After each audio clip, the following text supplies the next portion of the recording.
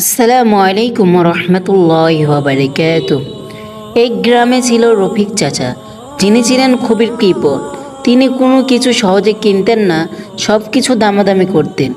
একদিন তার স্ত্রী বললেন, বাজার থেকে আদা নিয়ে আসবেন, তরকারি আদা না দিলে ঠিক স্বাদ আসে না। রফিক চাচা গেলেন বাজারে, গিয়ে দেখলেন আদার দাম বেশি চড়া।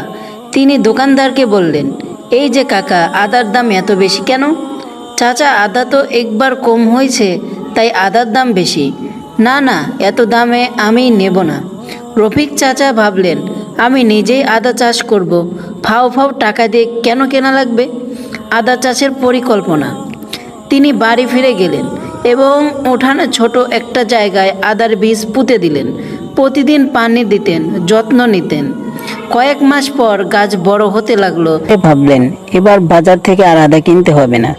একদিন তিনি ক্ষেত থেকে কিছু আদা তুললেন। দেখে তার চক্ষু চড়ক গাছ। আদার নিচের অংশ ছোট, শুকনো, আর স্বাদও তেমন ভালো না। হতাশ হয়ে গেলেন। তিনি বাজারে গিয়ে দোকানদারকে বললেন, ভাই, তোমাদের আদার মতো তো আমার আদা হলো না কেন?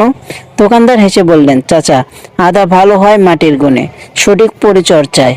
শুধু লাগালেই হবে না, জানতেও হবে। রফিক চাচা শুধু বুঝতেন, কিছু জিনিস বাজার থেকে কিনতে হয়, জিনিস করতে গেলে মুশকিল।